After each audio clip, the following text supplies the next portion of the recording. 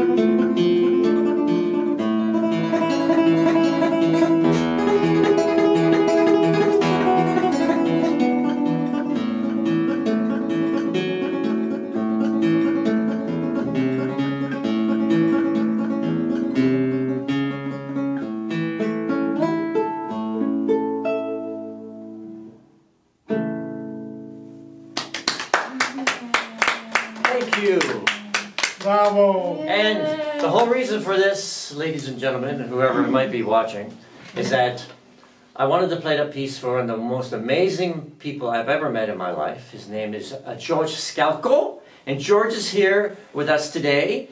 And the wonderful Lady Phoenix is going to talk to us about George and why he likes that piece. So congratulations on your YouTube channel and your debut, and I feel very honored, as George feels the same way. We both said what an honor it is. And so you two have had a friendship that has spanned almost 20 years, is that right? Yes, ma'am. And how did you, yes ma'am. Look at these cute socks. I wouldn't call cute. I love Very it. patriotic. I love it. I am too. So how did you two meet? Ooh. Well, I actually I became about 73 years old, 74, and I had always had a passion for classical guitar, and if you have the time, I could tell you my first encounter with classical guitar. Yeah, what's that? And that was in Venice. So I was born and raised in Venice in 1933. And one evening, my mom said we were of very, very, very modest means, very, very modest. But my mother had a cousin who was a first clarinet at the Venice Theater in Venice, which is a lyric theater, and it's supposed to be worldwide known for its euphonicity. You know, the sound is almost perfect. Mm. So, and it's a small theater, but it's gorgeous, just so beautiful, you know, just like Venice. But in any case, my mom said, listen, Maestro Giovanni, which was this gentleman, and he was at that time, he became a guard because he was too old to play the clarinet, so he became a stage guard for them. And he provided 2 tickets for my mom and dad, but my dad was at that time a prisoner in southern Italy. Why? So, because we were at war with the Allies. So we were on the wrong side Oh, of that's history. right. What was his name? Unlike the First World War, where we were on the right side of history, right? So his name was Giovanni Scalco. Wonderful, wonderful, wonderful man. I just wish I could be like him. I could only strive, you know. Mm. But Yeah. So he was your grandfather? my father. Father, oh my gosh. So, but in any case, so we got a ticket, and then so my mother gave one to my uncle, and then she gave one to me. You know, I was about, I guess, 13, 14, something like that. And she said, why don't you go? Because I have to watch your brother, you know. My brother is 9 years younger than I am. So I said, sure, I go. You know, that's in Venice, you know, anybody could go around any place, any time of the day.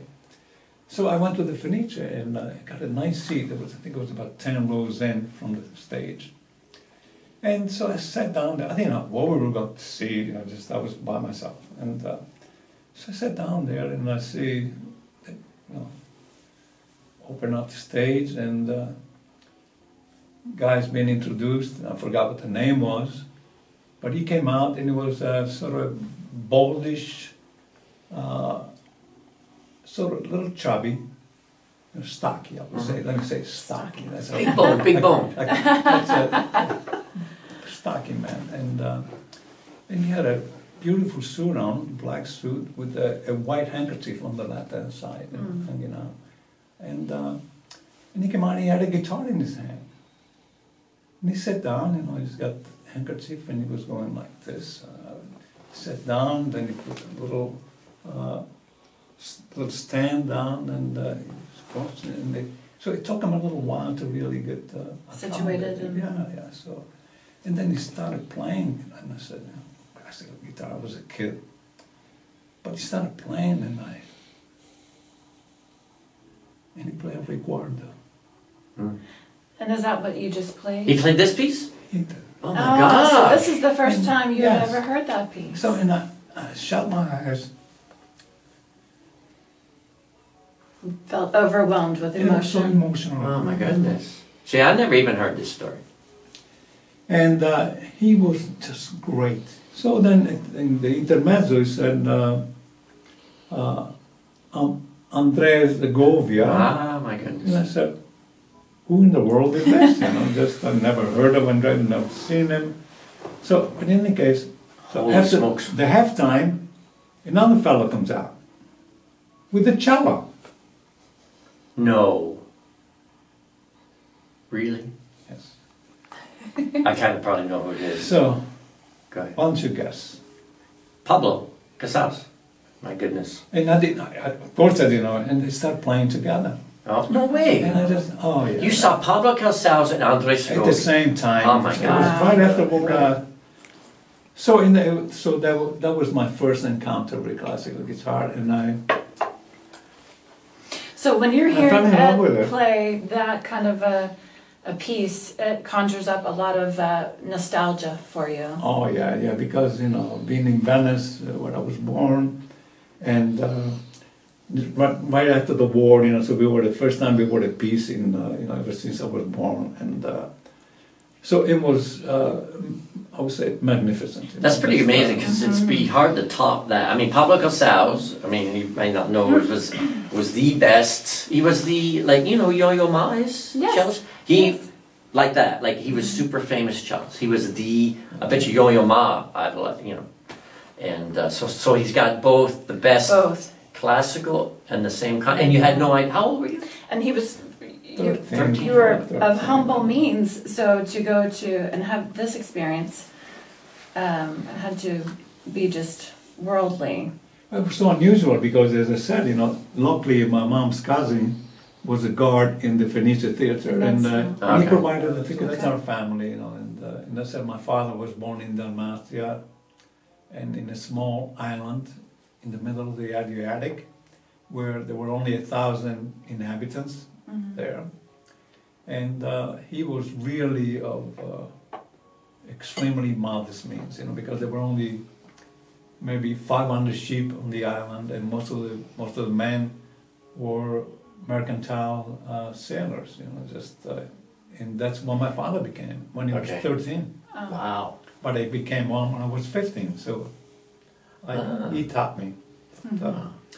Well, if you idolize your father, because I idolize George, he's been very, I had some times, we don't want to get into my stuff too much, but I had a real bad time, and George basically saved my life. Oh, I know he won't believe that, Don't but say I that. got, Don't say that. okay, well, you brought me from the depths of very bad, because he told me about his personal story with a similar, can I say a similar?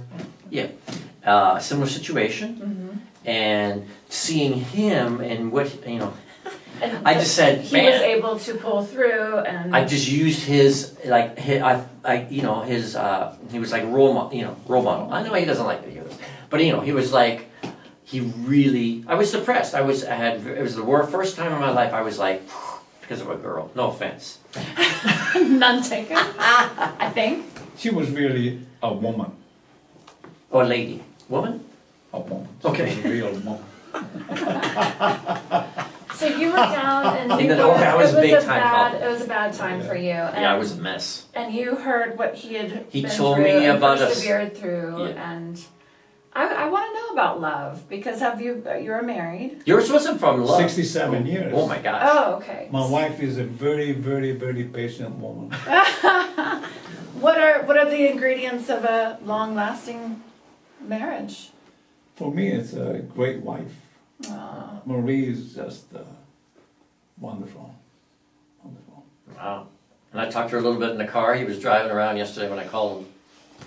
And Maria's there. I guess you were running a couple of errands. Yes. And I think, what did I play for? When I came to that restaurant a few years ago, what was that? An anniversary or a birthday? Birthday. No, that was one of our daughters. Maria got married in New Jersey, but then she came down here, and we had a sort of a secondary ceremony, and we were there in that Greek restaurant in Cary, and it's since been closed. But it was wonderful because just everybody loves him. Who's that man over there? He looked a little rough, But Me or you? No, you did. I looked rough? Ruffled. Oh, jeez. Ruffled. Ruffled? Ruffled. Ruffled. You look You know, ruffled. Because, our family is normally, very... Where's George's wine? Yeah. Very, very elegant. And, thank you. So, but Maria, after you were done, she came to me, she kissed me, she said, Dad, that was the wonderful... That ruffled guy wasn't so bad. Ah. I introduced you as Professor Oh, at God. Stephenson, remember that? You don't remember that? I was remember I me was drinking, telling you, George. my Every time I'm gosh. around you, I'm drinking wine for some reason. Salute! To Maria. See, Yes, to Maria and your dad. I never heard your dad's story. That's so. Now he got out of prison, right? After the war, right? he was a prisoner in body. He was so. Oh, really? So he was a prisoner in body. But yeah, that story is so interesting because that's one of the reasons why I came here, actually. He was a prisoner of the Allies, okay? And on the ship, he was a sort of a first waiter on Metro D. And during the war, most of the mercantile ships were adopted by the government to carry munitions and all kinds of things. So, you know, they were conscripted by the government. And so he was one of them. And 2 years earlier, he was on a similar ship. I think it was a twin ship. And he got torpedoed off the coast of Albania. It's a place in Italian, it's called Durazzo. It's a seaport. And he was in the water for 32 hours. No way. And there were only, well, you know, we got, you know, in Giudecca, which is a part of Venice, an island, which is part of Venice, Giudecca. And there were only 2 telephones there. The doctor had one, and then there was a grocery store. It was also a cousin of Mama. Everybody were cousins there, you know. All, okay. Everybody married one another. But in any case, and so his name was Gigio Stradella, and he had a phone there. And his son ran to our place, which was only a block away, and ran up the stairs, and he said, Beatrice, Giovanni is dead. He got torpedoed. So she So she presumed didn't know. he was dead. So you couldn't imagine what happened in the house. And so we got lots of relatives. They all came to the house and crying. And 2 days later, we got another phone Oh my call. gosh. He was alive. There were 2 survivors, and he was one of them. Oh my See goodness. this? Wow. And the name of the Wow. ship was Stampaglia, was the name of the ship. And of course, I never forgot it, right? And in any case, 2 days later, again, he came home. So he was a survivor. Then there was another survivor who lived only 2 blocks away from us. You know? It's incredible. Oh my goodness. But he came home. But the very, very, very interesting thing is almost 9 months to the day, our brother was born. It was fantastic, you know. So we had him, and I was going to ask how that might have impacted him, having been through that, being torpedoed, and if he had had a difficult time with that, you know, and being one of 2 survivors. But if he had Kiko 9 months later, I think he was okay. Yeah. well, wait a second, he was only 2 survivors from that ship? One of 2 survivors. that's it. No way, George. Why did you never tell me And that the other story survivor before? was close to where he I didn't have lived. time. Okay. I didn't have time to do it, but he was. Wow. As I said, he was incredible like that. But you know, in Italian, dad we call him. We don't say dad. It's Papa is but we call him Babbo is another thing. So I Okay, call him I've heard of that. Babbo, right? Bravo. I like that. But in any case, yeah. But it affected them later. Later, it affected them adversely for a short period of time, mentally. Okay, yeah. But then he continued to, you know, that was after that, and then he got on the ship again, and that's when he got taken prisoner. It was it was an English. Do you hear that English spy who went up on the at the top of the ship, you know, to the captain. You know, in Italian, captain we call him comandante, you know, the commander. Right. And he put a gun to his head and he said, take the ship to Bari. Bari was already liberated by the Allies at that time. Okay? It was like late 44. Okay. And so he was taken there, and it was a hotel, which is still there, I believe, in Bari. And the hotel lodged most of the aviators, the pilots, who used to bring munition and provisions to the front line, which was a little further north in Italy, okay, near Cassino. Do you ever hear of Monte Cassino? There's a very, very large monastery that was at that time 1,400 years old. And the Germans were lodged in there with, you know, up on a higher position, so they held there for about 6 months. So we lost a lot of people there until a Polish division came, and an Indian division came. What division?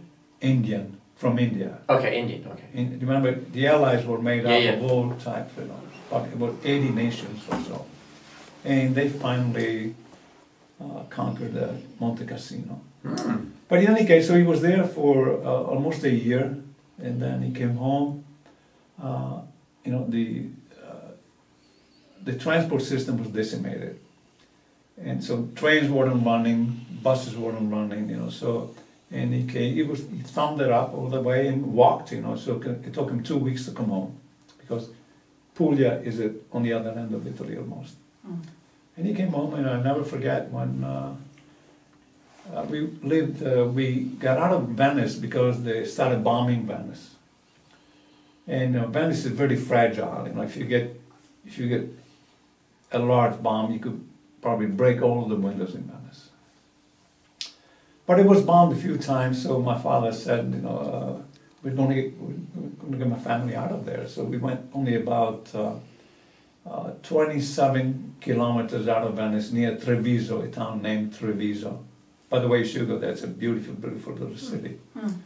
And so we were there in this little town with, like my father's island, there were only 1,000 people. 1,000 people there, and farm, were all farms. And then we rented a half of a farmhouse from a farmer. So you did farm work.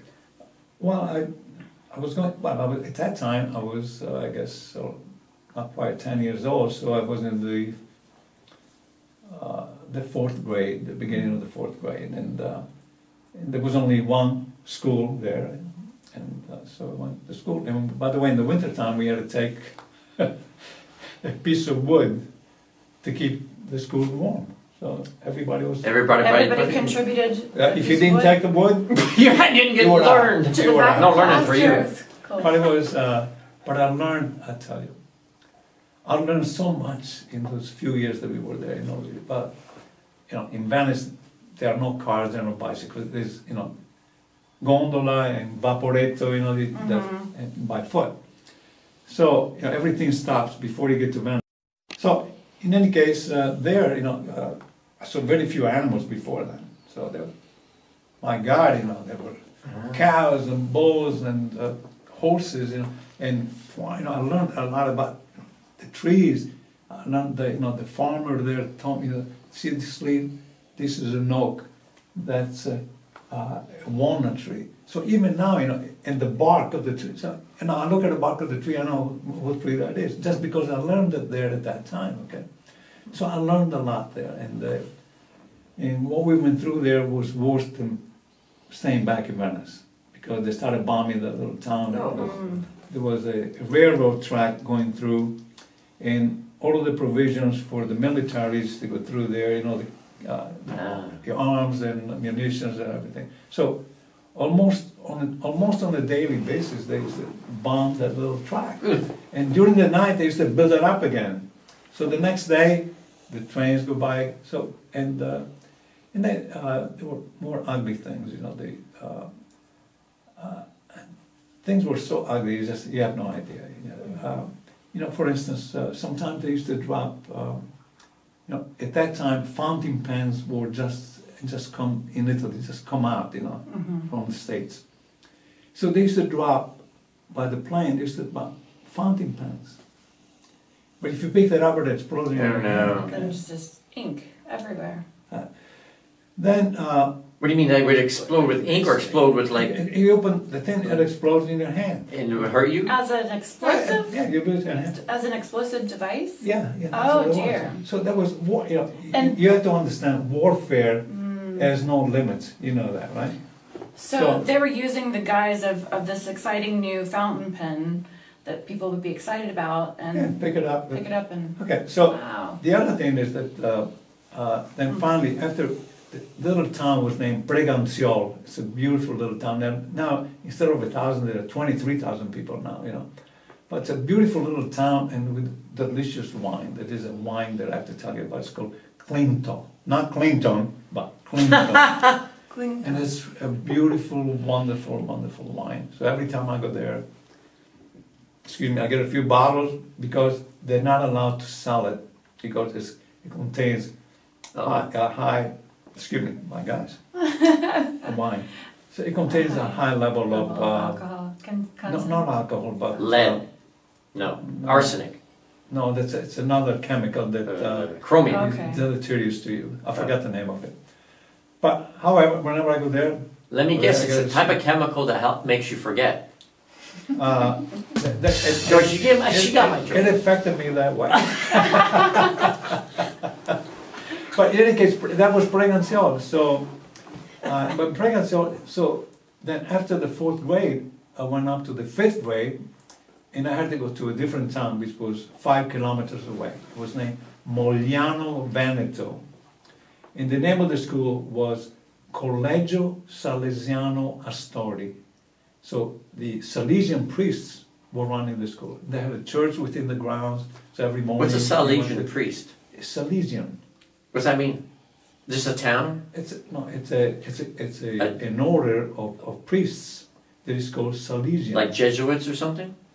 Okay. Similar to that, yes, similar to that. So they were very, very nice priests, and I learned. I could tell you stories about.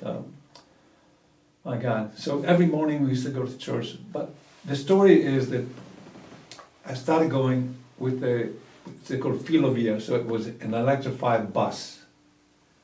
You know, that used to go, so it was 5 kilometers away. So every morning, I used to get on the bus and go there to Mogliano Veneto. Get off the bus, get into the school and church. But then, after a while, they started strafing the buses.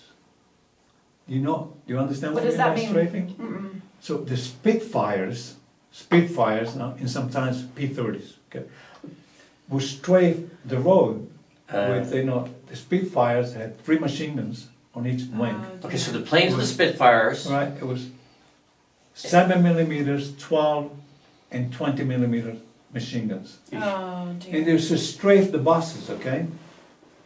It's against, you have to remember, it was war, okay? So I don't have anything. I love the Allies, and I'll tell you in a little while why I love them. And why I'm here. So they started strafing, and if I'm taking too much time, you tell me, okay, and I'll just skip it. So, No, don't so skip they it. started strafing, and so from then on, I had to go by bike. So I had a little 3/4 bike, and I used to go by bike. But this school was so fantastic, by God, unlike Brigham Hill. There was a little short fellow. I bet he wasn't 5 foot tall, a priest. His name was Don Clementel, like Clement, Don Clementel. And he was absolutely fantastic, He was, I think he was probably a physicist, but he was so good. We come in the morning, it was early in the morning, we used to go to class at 7 o'clock after Mass. And I remember one time he had on the floor, it was all concrete floor, and it was dark. And then in chalk, he designed the arterial system. Oh my goodness. The aorta, and he had it all down there. And then he had a little tricycle. It was so funny, but great. So you get on a tricycle, and he says, from the heart, he goes, this is questa è la aorta. So vado al cranio, the head, and then down. Wow. He wasn't so, and I still remember anatomy, physiology from that day. I can't That's forget. amazing, huh? Yeah. So he's probably artistic, he's probably had ability to draw. Oh, yeah, And he knew all the, yeah. And he knew math.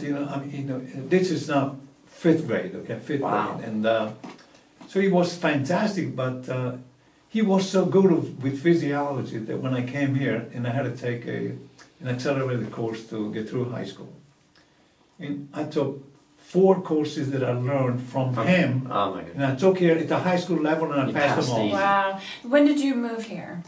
in 1950. Okay. Oh. And what brought you here? What was that How could I say it? experience like? Hunger. Ah. Huh? A hunger for. So your family brought you here? Or? No. Oh, you. A hunger and a It's desire to It's know. another long story. Okay. Well, you said how you like the Allies. You could sort of... I love the, well, to finish the story about the Allies, so my dad got a job in this hotel with all these aviators. They were mixed, you know, they were English, they were Americans, you know, and he, you know, my father, he only went up to the 2nd grade, I think it was, but he learned 4 languages fluently. Wow. You know, he was a metro D on the ship, so he had to deal with different people of different languages, you know. So so he was wonderful, and he was always extremely, you know. I don't know how he did it. We did not have a shower in the house. Okay, we had a flat in Venice, so we were 4 children, and my father and my mother, and then we had a nanny living with us. So he got a job, as I said, in this hotel with the Allies. So, I told you the story, he was thumbing up when he came back, when the rest of Italy got liberated. Thank God, you folks are tremendous, you know. And here he comes, and we walk together to the house, and my mom, oh my God, crying, you know. And so after this is all over, my dad goes into the sleeve, and he brings out an envelope like that, full of money. And my mom said, "You were a prisoner."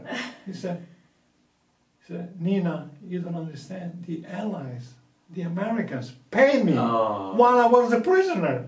Oh, isn't that wonderful? That was it for me, okay? For me, that was the ticket. Because I said, if they're that good to prisoners, then that could be the best place in the world. That's amazing. Yeah. Mention also that my dad, you know, escaped from that little island, you know, and he became a merchant marine, and he jumped the ship in Venice.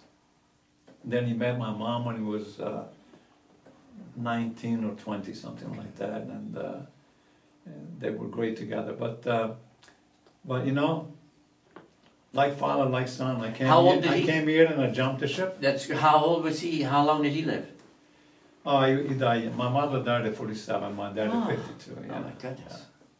Yeah. I don't know what I'm doing here at 87. You're here for us. Yes. I don't know. You've And been for here for me. Maria. We don't want to get in. I'm here for my great granddaughters. Well, hey, Great. Now, how many children do second. you have and grandchildren? We have 4 children and 8 grandchildren and 3 great granddaughters.